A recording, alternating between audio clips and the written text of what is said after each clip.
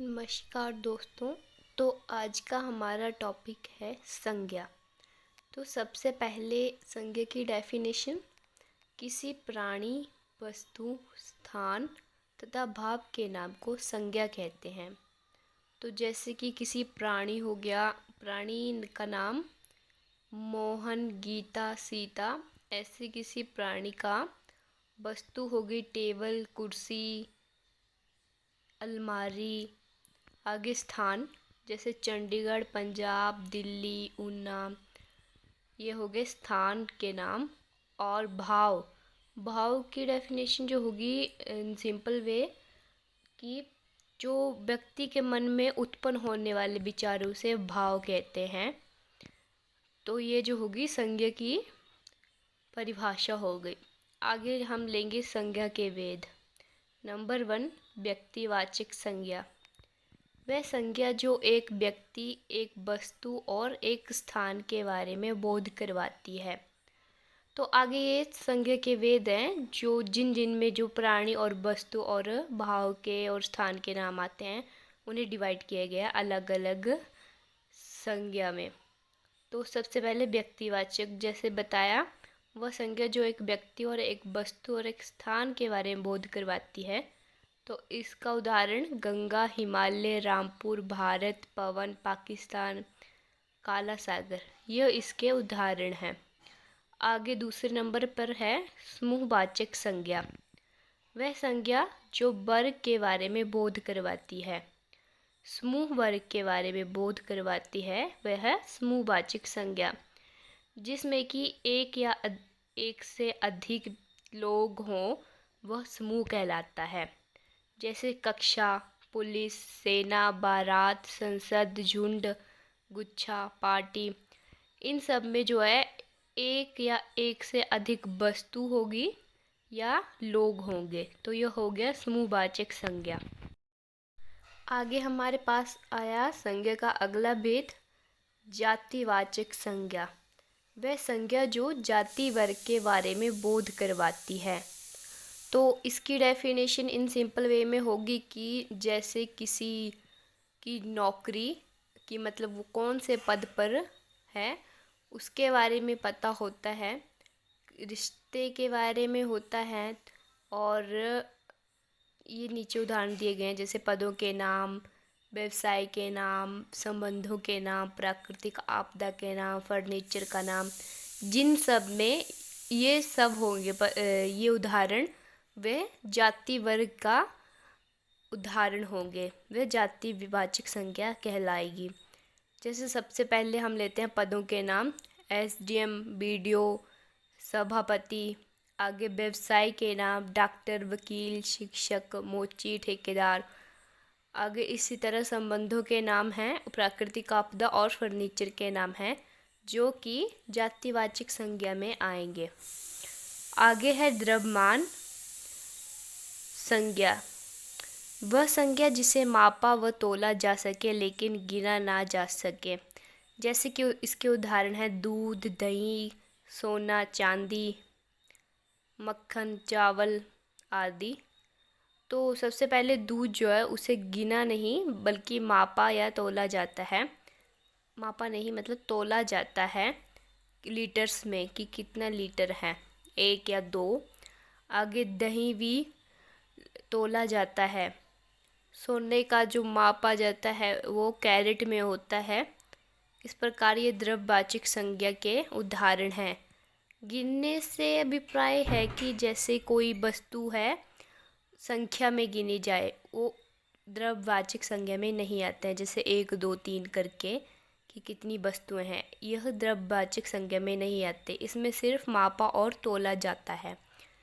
आगे लास्ट में भाववाचक संज्ञा।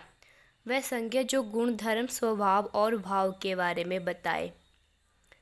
तो जैसे कोई बंदा क्रोधित है तो वो उसके भाव का पता बताता है कि ये क्रोधित है, गुस्से में है।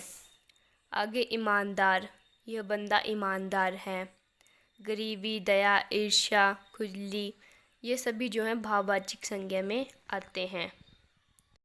तो अगला हमारा टॉपिक है सर्वनाम। सर्वनाम का शाब्दिक अर्थ है सबका नाम। जो शब्द संज्ञा के स्थान पर प्रयुक्त किए जाते हैं वह सर्वनाम कहलाते हैं। तो सर्वनाम के भेद या प्रकार जो हैं वो हैं 6। सबसे पहले निश्चयवाचक सर्वनाम, अनिश्चयवाचक सर्वनाम, प्रश्नवाचक सर्वनाम, संबंधवाचक सर्वनाम, निजवाचक सर्वनाम और लास्ट में पुरुषवाचक सर्वनाम। तो अब हम एक एक करके इनके पूरे डेफिनेशन के बारे में पढ़ेंगे। तो सबसे पहले हमारे पास आया निश्चयवाचक सर्वनाम। तो जिन सर्वनामों में किसी निश्चित वस्तुओं के होने का बोध हो तो वह निश्चयवाचक सर्वनाम कहलाते हैं। इसका अर्थ यह है कि हमें उस चीज़ के बारे में इसमें पता ही होता है तो वह निश्चयवाचक सर्वनाम कहलाता है। जैसे यह मेरी कार है, वह मेरा घर है, वे तुम्हारे पति हैं, यह निश्चयवाचक सर्वनाम में आता है।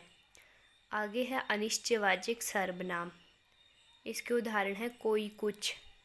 तो यह सर्वनाम किसी निश्चित वस्तु के होने का बोध ना हो तो अनिश्चयवाचक सर्वनाम कहलाते हैं। जैसे हो गया चने में कुछ गिरा है, रीना कोई गीत गा रही है। तो इसमें पक्का श्योर नहीं है कि वो कुछ गिरा है कि नहीं, या रीना कोई गीत गा रही है, कोई गीत गा रही है, ऐसा मालूम नहीं कि कौन सा गीत गा रही है। तो यह अनिश्चयवाचक सर्वनाम हो गया। आगे है प्रश्नवाचक सर्वनाम। जिन वाक्यों में किसी प्रकार का प्रश्न पूछने या करने का बोध हो तो वह प्रश्नवाचक संज्ञा कहलाता है। जैसे क्या खाना खा रहे थे, कहाँ जा रहे हो, क्या तुम चंडीगढ़ से हो। ये हो गए प्रश्नवाचक के उदाहरण जिसमें कि प्रश्न पूछा या करने का बोध होता है। आगे हमारे पास आ गया संबंधवाचक सर्वनाम। जिन सर्वनामों में किसी के संबंध का बोध हो और पहला वाक्य इस वाक्य पर आधारित हो वह संबंधवाचक सर्वनाम कहलाता है। जैसे जिसकी लाठी उसकी भैंस, मतलब इसमें कोई ना कोई संबंध है, वह संबंधवाचक सर्वनाम कहला गया। जैसे जैसा देश वैसा भेष, मतलब जैसा कि देश होगा वैसा ही उसका भेष होगा। आगे हमारे पास आ गया निजवाचक सर्वनाम। जिन सर्वनामों से स्वयं के द्वारा किए गए कार्य का बोध हो वह निजवाचक सर्वनाम कहलाते हैं।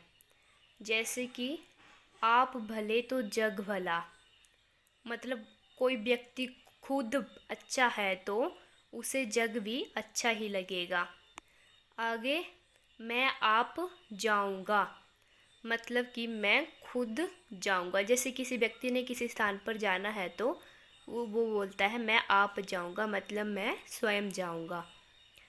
आगे लास्ट में पुरुषवाचक सर्वनाम।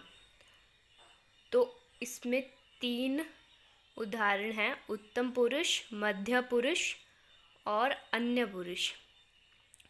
तो उत्तम पुरुष में आ गया मैं, मेरी, हम, हमारा।